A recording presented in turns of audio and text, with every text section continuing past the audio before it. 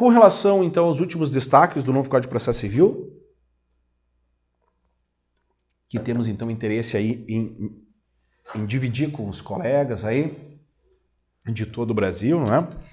Nós temos a questão envolvendo a compactação da fase postulatória, principalmente quanto à resposta do réu, né? O objetivo é nós termos uma única peça em que o réu vai poder se manifestar. Temos aquele prazo dos 15 dias posteriores à audiência inicial, em que o réu vai fazer uma ampla peça de defesa, não é? Vai contestar, vai poder fazer a sua reconvenção, não é? Dentro dessa mesma peça processual, vai eventualmente estabelecer algum tipo de exceção, como a da incompetência relativa, que no código anterior era colocado em à parte, né, numa peça separada, agora vai poder fazer na mesma peça, trazer a matéria envolvendo a incompetência relativa, e vai também eventualmente trazer alguma impugnação ao valor da causa ou impugnação à própria assistência judiciária gratuita, vai poder fazer também nessa peça. Então há uma peça ampla de contestação que envolve não só o encaminhamento das matérias preliminares prejudiciais e do mérito propriamente dito, mas também a questão da reconvenção, a questão das exceções de competência, além da JG do valor da causa. Essa fase postulatória, então, ela tem uma compactação bastante grande, uma redução da forma dentro de níveis razoáveis, né?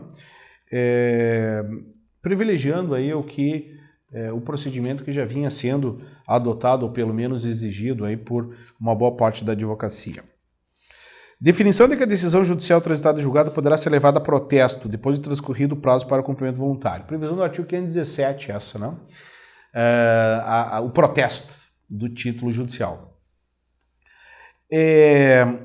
A execução do título judicial em obrigação de pagar, ela começa, pessoal, pelo novo CPC de maneira bem clara, a partir da petição inicial ou da peça de impulsionamento, melhor dizendo, do exequente, em que ele vai trazer a planilha de cálculo, ele vai trazer também, se possível, os bens passíveis de penhora por parte do executado. Ele vai fazer esse encaminhamento de execução. A partir daí, o juiz deve intimar o executado, no nome do seu procurador, para que possa cumprir voluntariamente a execução.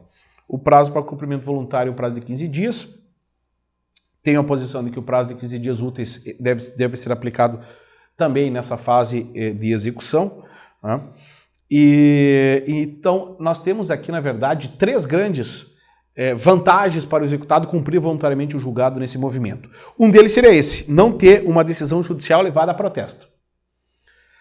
Mas também é importante se dizer que o executado ele não vai pagar honorário de execução de 10% e também não vai pagar a multa de 10%, uma multa coercitiva de 10%, que tem como base de cálculo, não é, toda a obrigação de pagar estabelecida na fase de conhecimento, inclusive envolvendo os honorários sucumbenciais de conhecimento estabelecidos. Então, a novidade aqui do artigo 517 é importante, o protesto, não é? Defesa de execução sem a necessidade de garantia do juízo. Então, realmente, aqui é uma novidade do novo Código de Processo Civil, que o executado, para se defender, ele não precise garantir o juízo mediante depósito ou penhora de bens. Mas, para requerer o efeito suspensivo, seria importante que ele fizesse, então, o depósito ou encaminhasse a penhora de bens. Embora possa parecer, e me pareceu também um certo retrocesso essa novidade de execução de uma defesa do executado sem garantia do juízo, a questão toda é que em muitos casos no Código reformado, e digo isso porque as grandes reformas de execução elas se deram em 2005, 2006, nesse período típico de Código reformado que estabelecia de 94 a 2010, não é? Cuja nomenclatura, essa de Código Reformado, é bastante utilizada pela doutrina, e aqui cito o professor Daniel Mitidiero como uma das referências nesse âmbito. A questão é que, na realidade do sistema anterior, o executado só impugnava após a garantia do juízo. Então, muitas vezes acontecia o quê? Uma demora excessiva para o executado apresentar essa peça sua de defesa, tendo em conta que se demorava para ser feita essa penhora. O executado não tinha nenhum interesse de apresentar bens a penhora, até porque seu prazo não estaria aberto até acontecer esse movimento. Então a novidade envolve realmente uma tentativa de tornar um pouco mais célere, um pouco mais efetiva essa parte de execução. Não é? E quando a gente defende um aumento significativo de preocupação com a segurança em detrimento da efetividade, evidentemente que estamos falando do processo de conhecimento. Na execução, há uma tendência natural de um aumento progressivo aí da preocupação com a efetividade. E essa é uma medida que se preocupa com a efetividade. Não vincular a garantia do juízo ao início, à abertura, ao marco inicial para a impugnação ao cumprimento de sentença. Então, qual é o marco estabelecido pelo novo CPC para a garantia à impugnação ao cumprimento de sentença? Sem garantia do juízo, sem a necessidade de penhora ou depósito de bens. O marco é o fim do prazo para cumprimento voluntário. A partir do 16º dia útil, 16º dia útil, não é? Da intimação do executado para cumprimento voluntário, abre-se sem nova intimação, diz o Código, sem a necessidade do procurador ser novamente intimado por decisão judicial, o que acarretaria prejuízo na efetividade, evidentemente. A partir do 16º dia sem nova intimação, é aberto o prazo para a impugnação, cumprimento de sentença, tendo então executado 15 dias úteis para tomar a medida. Veja então que o executado intimado para cumprimento voluntário, ele já sabe, o seu procurador, que ele tem 30 dias úteis para tomar alguma medida. Os primeiros 15 dias para cumprimento voluntário, a partir do 16º dia até o 30º dia útil para a impugnação ao cumprimento de sentença. Muito prazo, vocês acham? 30 dias úteis? Bem, foi a medida que o sistema encontrou para não vincular a defesa do executado à garantia do juízo, mas realmente é um período bastante amplo, né, concedido ao executado. Muito bem. Relativização do princípio dispositivo aprovado de maneira genérica. Não deve vingar. Acontece que o artigo 2º do Código de Processo, ele estabelece que o juiz não começa processo salvo possibilidade de alguma previsão específica em lei. Não há, até hoje, previsão clara em lei. Então se deixou uma porta aqui para que se estabeleçam situações em que o juiz poderia começar processo.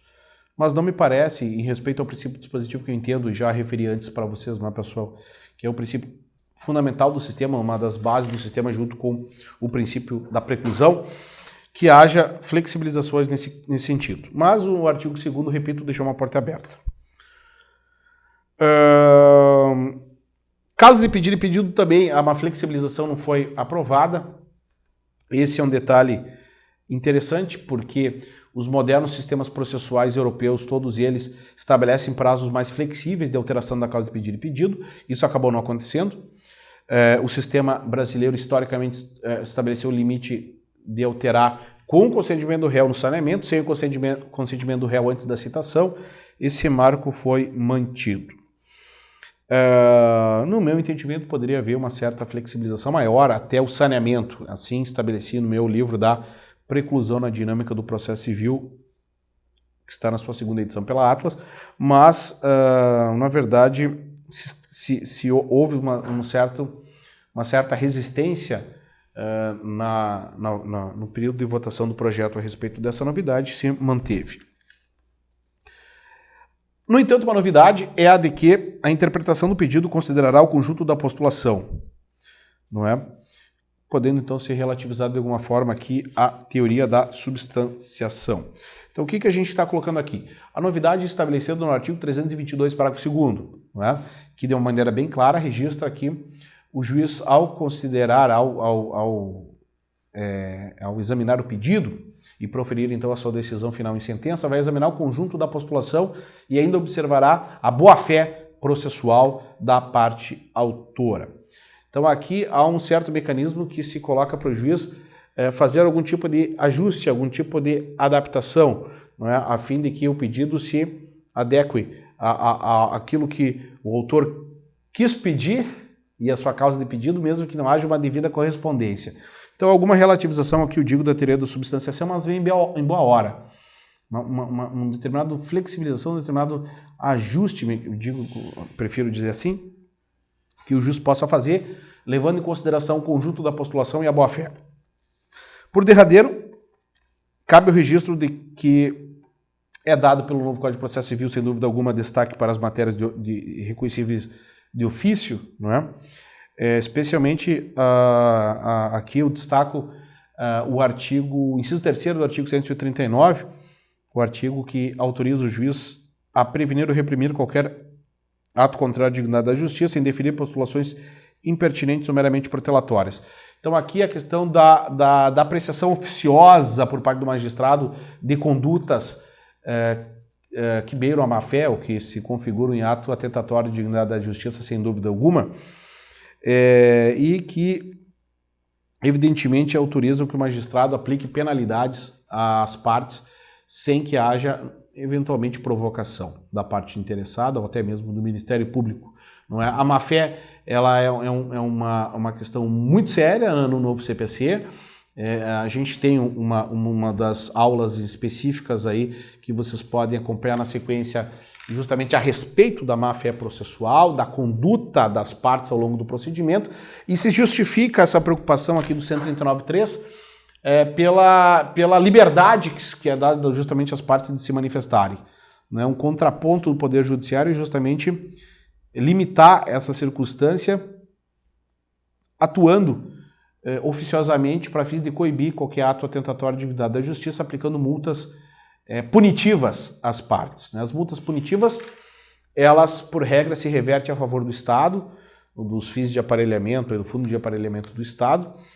Então, não são multas coercitivas, como as multas das astrentes, são multas, então, punitivas e que são importantes para que o julgador ele coloque, né, o processo de volta dentro dos trilhos, né, que não deixem que o processo descambe para finalidades outras que não o julgamento efetivo do mérito, sem medidas procrastinatórias, sem medidas que atentem contra a dignidade da justiça. Esse registro, então, é importante e fecha aqui esses destaques gerais do novo Código de Processo Civil.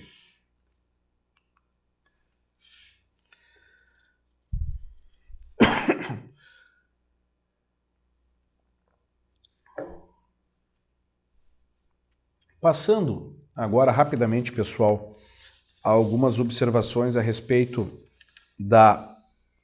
do âmbito recursal e depois aqui no âmbito da redução da técnica preclusiva, e já convidando, não é, todos os colegas a examinarem os demais módulos que compõem aí o nosso curso, né? Vamos falar aqui rapidamente de algumas novidades recursais. Uma delas seria a supressão dos embargos infringentes e do próprio agravo retido.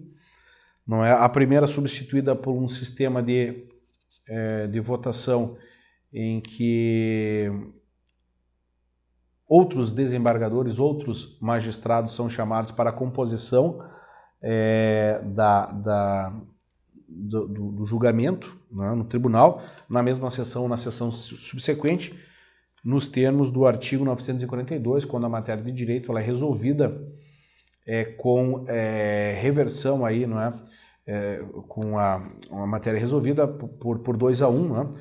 Determinando, evidentemente, uma não unanimidade da decisão. O sistema anterior dos embargos infringentes previa que o 2-1 teria que reverter a sentença de primeiro grau, que não é estabelecido pelo 942. No agravo retido, a sua exclusão é prevista no artigo 1009, quando trata do recurso de apelação, que é justamente o substitutivo encaminhado pelo novo CPC, a partir do momento em que o agravo retido ele é excluído, as decisões interlocutórias de menor gravidade não são passíveis de recurso, como é hoje no JEC, hoje já era anteriormente no sistema anterior, não passíveis de recurso no JEC, a matéria, as decisões interlocutórias, elas são então enfrentadas diretamente pelo tribunal, tão somente quando do julgamento da apelação, tendo a parte o dever de estabelecer preliminares da apelação. Manutenção às avessas do reexame necessário, porque o reexame necessário agora só é permitido em causas de volume financeiro muito alto. Não é? Vejam que o reexame necessário ele é autorizado em demandas contra a Fazenda Pública e, segundo a súmula 45 do STJ, só pode ser utilizado para favorecer a Fazenda Pública. Não é? Então, são demandas pelo novo CPC muito específicas. 1.000 salários mínimos no nível federal, né? Valores então acima de R$800 mil, o que deve restringir bastante o reexame necessário, que é um instituto histórico do processo civil, que no meu modesto entendimento já poderia ter sido devidamente retirado do sistema, agora então mantido em níveis bastante limitados.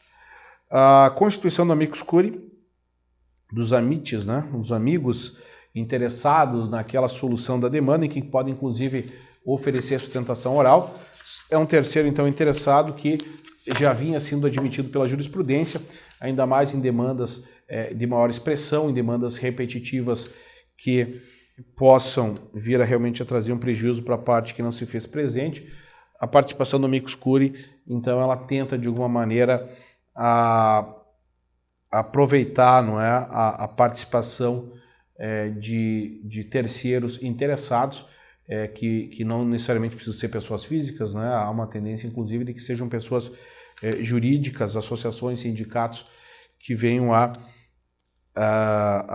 participar de julgamentos importantes, a fim de que não haja nenhum tipo de prejuízo àqueles cidadãos associados, enfim, que têm algum interesse direto ou indireto na causa.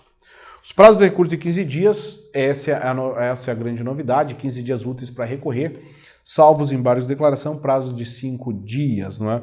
Então, por exemplo, agravo regimental, agravo de instrumento, que não tinham prazos tão expressivos, respectivamente prazos de 5 e 10 dias, passam a ter 15 agora. Os embargos de declaração sem efeito suspensivo é uma novidade importante, deixa claro que não tem efeito suspensivo os embargos de declaração, mas que esse efeito suspensivo pode ser concedido pelo juízo diante da realidade do caso concreto. Aliás, esse é um conceito mais amplo, né, previsto em 2012, de que o efeito suspensivo pode ser concedido em qualquer recurso, dada a necessidade e a urgência a ser devidamente fundamentada pelo procurador. É uma técnica processual aberta aqui, que me parece importante, tendo em conta que a maioria dos recursos não tem efeito suspensivo, não é? E que, em alguma circunstância específica, esse efeito suspensivo deva ser concedido, dada a importância da solução aqui da causa. Com relação aos embargos de declaração, ainda tem uma previsão importante de que não cabe a oposição de terceiros embargos de declaração, quando os dois anteriores forem considerados protelatórios. Lembremos que o magistrado, ao considerar protelatório um embargo de declaração, pode aplicar uma penalidade, uma multa, não é? Que é uma multa punitiva, né? Por um ato atentatório à dignidade da justiça, não deixa de entrar no conceito de má-fé. Esses embargos de declaração, num primeiro momento a multa é de 1%, depois pode chegar até a previsão de multa de 10%. Né? Essa multa ela vai aumentando de acordo com a interposição de um segundo dos embargos de declaração com fins notadamente protelatórios. Então, teve o embargo de declaração protelatório, teve o segundo embargo de declaração protelatório, o terceiro sequer vai ser conhecido, sequer vai ser admitido. Não é? Essa é a novidade prevista aí no novo Código de Processo Civil. A obrigatoriedade juntada no prazo de 3 dias da cópia da petição do agravo restrita ao processo físico. Sim, porque o processo eletrônico não vai haver necessidade de dar juntado do prazo de 3 dias. Aquela previsão histórica do artigo 526 do Código anterior se limita aos processos físicos, não ao processo eletrônico.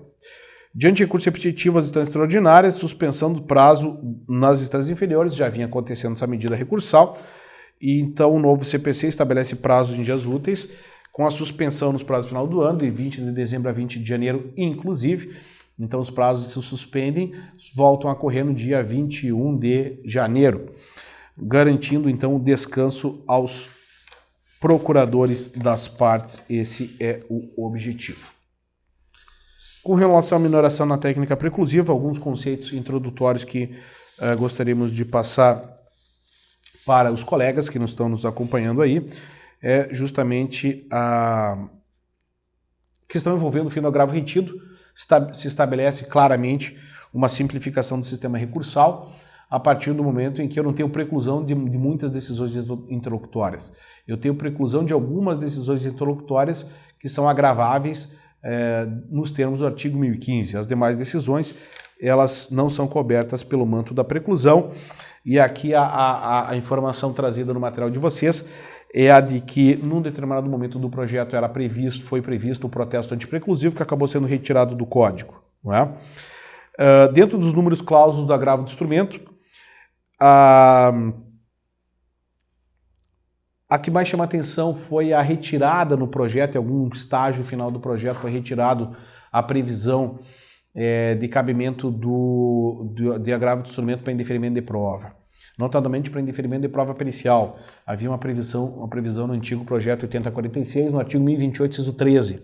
Quem tiver aí a linha histórica dos projetos vai ver que antes do enquadramento do agravo no 1015, a previsão do agravo constava no 1028 com hipótese de agravo e indeferimento de prova pericial. Foi retirado isso do código e dentro dessa linha nossa de defesa do direito prioritário à prova, defendemos sim a possibilidade e a necessidade do agravo de instrumento ser utilizado, ser um recurso importante para a reforma de decisão que indeferiu prova.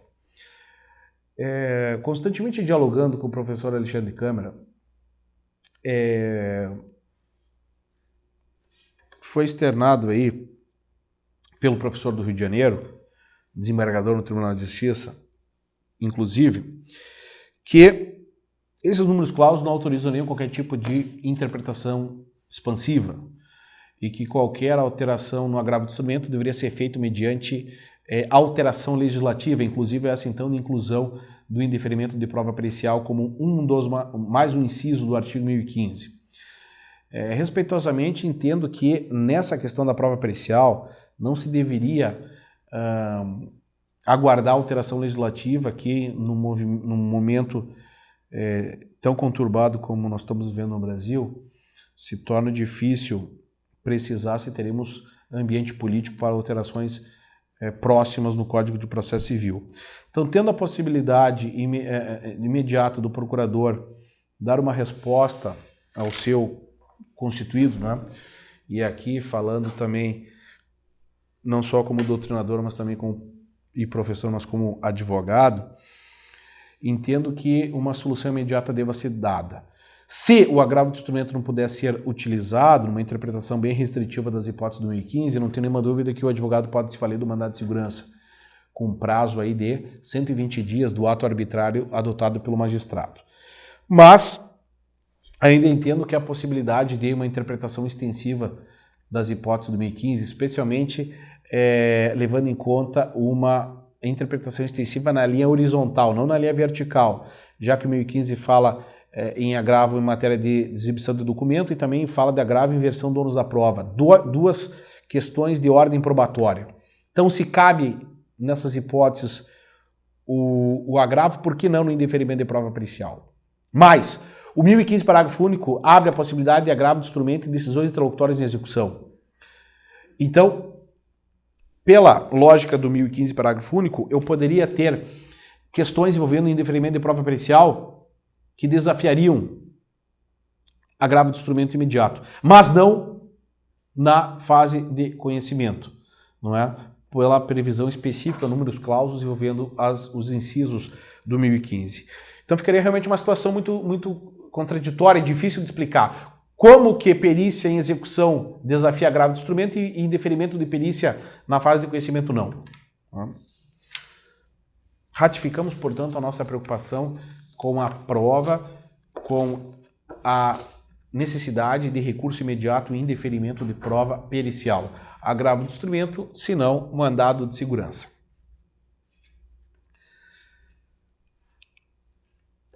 Ainda sobre a questão da preclusão, é importante definirmos, né,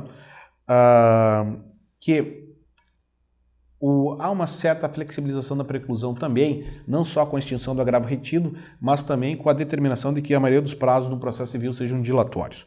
O processo avança no sentido do entendimento, está no material de vocês, de que os prazos da instrução sejam compreendidos como dilatórios. É a previsão do artigo 139, inciso 6º, né? Um dos grandes pilares do Código. Vejo que do 139, só nessa nosso material já falamos do inciso 3º e do inciso 4º. Agora estamos falando do inciso 6º. Sobrelevando a importância desse dispositivo que trata dos poderes do magistrado ao longo de todo o procedimento. A difícil precisão dos conceitos de dilatório e peremptório é histórica no Brasil. Ela já vem de uma má recepção, digamos assim, das disposições do Código de Processo Civil italiano da década de 40. E o Código de 73 não regulou essa diferenciação nos artigos 181 e 182, e no novo CPC também não há essa disposição, embora o novo CPC estabeleça que o juiz poderá, nesse dispositivo mencionado, 139.6, o juiz poderá dilatar, prorrogar os prazos e alterar a ordem das provas. Então a nossa interpretação é de que o juiz, ele, na instrução, em respeito ao direito à prova, constitucional à prova, ele possa realmente autorizar prorrogação do prazo, desde que a parte faça requerimento expresso dentro do prazo regular, diz o parágrafo único do artigo 139, solicitando essa prorrogação de prazo. Então, nesse caso, a preclusão, ela não seria decorrente de lei, ela seria decorrente de uma decretação judicial, caso a parte ela não cumpra a determinação dentro do prazo adicional concedido. Então, vejam que essa dilação de prazo, pessoal, ela não estabelece que o processo fixe em regras. Tendo em vista que, na verdade, o juiz só vai decretar preclusão, não é, quando a parte, ao ser dado a ela o prazo adicional, ela não cumprir a medida dentro do prazo adicional concedido e regulado, repito, no artigo 139, parágrafo único. O sistema é flexível, o sistema autoriza uma dinamização aí de movimentação da parte, mas o sistema é controlado pelo magistrado. Todo prazo para a parte é preclusivo. A diferença é que nos prazos peremptórios, como prazo contestacional e prazo recursal, a preclusão decorre da lei. E nos prazos dilatórios, a preclusão decorre de decretação judicial.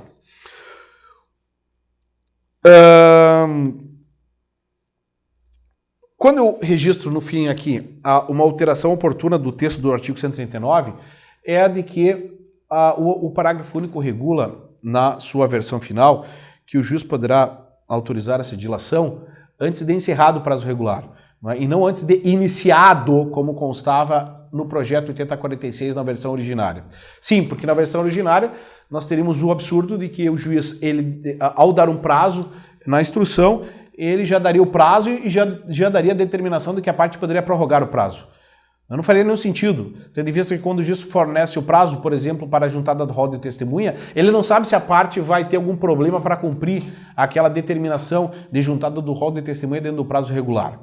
Então, a versão final do artigo 139 tem algum ajuste, não é, importante na letra da lei, e tenho certeza que esse ajuste vai fazer com que seja mais fácil cumprir a determinação contida no 139, parágrafo único. Se o juiz não despachar dentro do prazo regular, bom, esse é um prazo atípico, um prazo que não trará nenhum prejuízo ao regular andamento do processo. O que entendemos que deva ser feito é que a parte interessada numa dilação de prazo, ela peticione expressamente por magistrado dentro do prazo regular. Então, foi requerido o prazo de 15 dias, foi determinado, melhor dizendo, o prazo de 15 dias para a juntada do rol de testemunha. A parte, não tendo condições de juntar esse rol dentro do prazo de 15 dias, deve peticionar dentro desse prazo regular de 15 dias, requerendo uma prorrogação de prazo, uma duplicação de prazo que seja, para que nos próximos 15 dias venha a cumprir a medida. E evidentemente que deve, então, depois de requerer o prazo, cumprir essa determinação legal dentro do prazo adicional, sob pena de decretação da preclusão e regular sequência da marcha procedimental. Portanto, concluímos que o projeto, após o movimento histórico no Brasil de preocupação muito grande com a efetividade da prestação jurisdicional, principalmente nesse movimento do Código Reformado, nesse período de vigência do Código Reformado, de 94 a 2010, vem de 2010 a 2014, 15, melhor dizendo, quando da efetiva sanção presidencial do novo Código de Processo Civil, se preocupando de uma maneira muito clara com a segurança da prestação de jurisdição. Alguns dos dispositivos mencionados, a maioria deles, melhor dizendo, se colocam nesse sentido. Recapitulo aqui para vocês a questão do contraditório prévio, do artigo 10, a fundamentação das decisões de uma maneira mais completa, de acordo com o artigo 11 e de acordo com o artigo 489, parágrafo 1º, e avanços em matéria de prova no que toca aos prazos dilatórios do artigo 139, inciso 6º, são movimentos importantes nessa tentativa de reequilíbrio do sistema, não temos nenhuma dúvida disso. Então nós não temos aqui um sistema isolado, mas um sistema que articula dispositivos fundamentais e importantes que autorizam realmente nós concluirmos por que o novo CPC está preocupado com o reequilíbrio do sistema e que, por isso, em boa hora, deva ser utilizado, né, para a garantia não só da efetividade, mas também da qualidade da prestação jurisdicional, que, não temos dúvida nenhuma, e assim encerramos, se trata de um complexo valorativo fundamental, essencial ao sistema e primário. O que vem primeiro, segurança ou efetividade? O que importa, não é, para as partes envolvidas e para o Poder Judiciário a quem é encaminhada a demanda, né? Que ela se desenvolva de uma maneira rápida, célere, ou é de que a realização do direito ela se dê mediante uma prestação suficiente, ampla, de qualidade jurisdicional, em que é autorizado o contraditório, em que é exigida a fundamentação judicial e também oportunizada a parte se valer do princípio constitucional do duplo grau de jurisdição para reversão parcial ou total de uma decisão judicial. Não temos nenhuma dúvida que a segurança jurídica é elemento essencial e primário do sistema, deva ser respeitado. É isso que vem tentando fazer o novo CPC e que nos motiva, não é, a estar aqui discutindo o tema e gravando essas aulas para que vocês possam também fazer um exame crítico a respeito do novo Código de Processo Civil e, repito, estejam autorizados a cobrar, não é, nas demandas em que estejam envolvidos, a aplicação desses dispositivos. Nós temos um novo Código de Processo Civil, nós temos incríveis disposições favoráveis aos jurisdicionados, uma participação ativa desses jurisdicionados, sem que se perca a possibilidade de condução ativa do magistrado também, não é? E essas disposições, evidentemente, que elas precisam ser concretizadas na rua, e essa concretização vai ser dia após dia, processo por processo, com participação efetiva, enérgica, não é, dos nossos operadores do direito e dos nossos queridos advogados militantes de todo o Brasil. Deixamos no final aqui as referências bibliográficas importantes, ressalvando principalmente as obras aqui do professor Carlos Alberto Alvaro de Oliveira, que nos acompanhou nos nossos estudos aí da pós-graduação estrito sensu na Universidade Federal do Rio Grande do Sul, também fazendo menção a algumas obras de direito comparado, principalmente do processo civil italiano, que tanto falamos aqui no material para vocês, e claro que mencionando também as obras nossas no processo civil, principalmente os nossos textos aí críticos de formação do novo Código de Processo Civil na obra já mencionada da preclusão na dinâmica do processo civil, na sua segunda edição.